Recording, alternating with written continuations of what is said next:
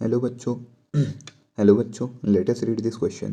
The question says sarcomere is the area between. ठीक है, तो क्वेश्चन में पूछा है जो सार्कोमियर है उस वो किन सार्कोमियर जो है वो किस एरिया को बोलते हैं। ठीक है, सार्कोमियर किस एरिया को बोलते हैं। तो देखिए, इस क्वेश्चन में जो की कॉन्सेप्ट हो जाएगा ना, वो हो जाएगा स्ट्रक्चर ऑफ मसल। अब देखिए, हमें क्या है, हमें सार्कोमियर को समझना है, तो हम लोग जो है स्ट्रक्चर ऑफ मसल देखते हैं। देखिए, आप जानते हैं मसल्स जो है वो दो टाइप के फाइबर से बनी होती है, मेनली एक्टिन और मायोसिन। ठीक है, तो ये जो मैं ब्लू कलर से ड्रॉ कर रहा हूँ, ये थिन लाइंस हैं, ये होती है एक्टिन फिलामेंट्स।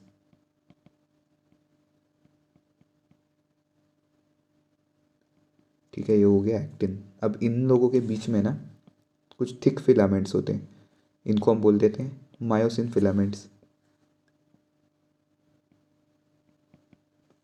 ठीक है, और ये जो मायोसिन फिलामेंट के जस्ट बीच से जो लाइन पास होती है, ये होती है एम लाइन।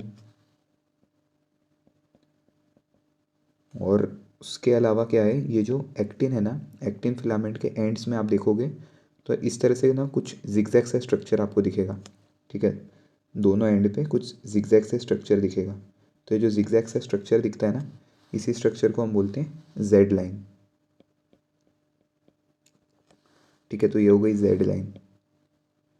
अब देखिए, ये जो लेफ्ट साइड में जो जेड लाइन है और जो राइट साइड में जेड लाइन है, ठीक है, इन दोनों जेड लाइन के बीच का जो एरिया होता है ना, इन दोनों जेड लाइन के बीच का जो एरिया होता है, इस एरिया को हम लोग बोलते हैं सार्कोमियर। ठीक है, और यही सार्कोमियर जो होता है, इसी को हम लोग फंक्शनल यूनिट ऑफ मसल भी बोल देते हैं। ठीक है, तो ये हो जाता है हमारा sarcomere.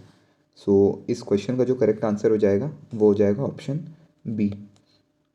Sarcomere is the area between two Z lines. ठीक है, so hope you understood this question well and all the best.